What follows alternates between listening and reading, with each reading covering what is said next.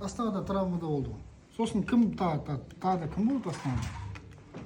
Сен жастайсың ғой Енді Астанада. Амановичпен кім Габышев екі өлең ғой. Мысалы айтыңыз, Габышев мықты ма, Аманович мықты ма? Габышев мықты ғой. Қойыңыз Енді енді. мен түсінемін, Енді Бабаян. қараңыз мысалы. Мен түсінемін, егер Бабаян, егер бұл шетелдік маман болса, мен түсінемін, ол Қазақстанға жанашмайды, қазақтың ойыншыларына жанашмайды. Оның алдында ол тренер болғаннан кейін оның алдында задача тұрады. Оған айтпайды ғой сен. Ақтөбеде ұтып қал деген задача тұрады. О да чемпион болу задача тұрды. Ана ойынымен ба? Бәрі ұтып қалды ғой.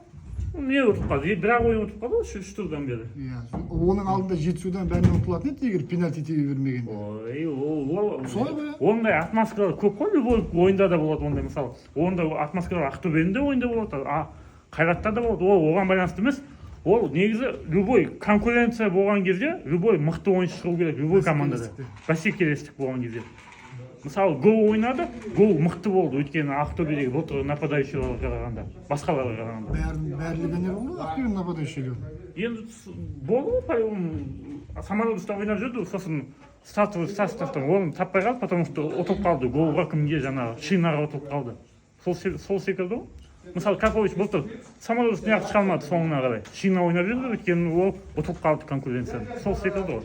Қазір мысалы, мынау Тамасовты отырғызады ертең, мен уверен, Тамасов бітті уже. Астанов ойнайды ертең. Уверен, слабый ғой. Сен бірақ жорамалдан шықпайтынын білем да.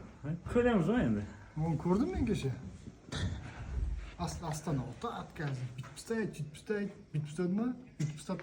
Көреміз ғой.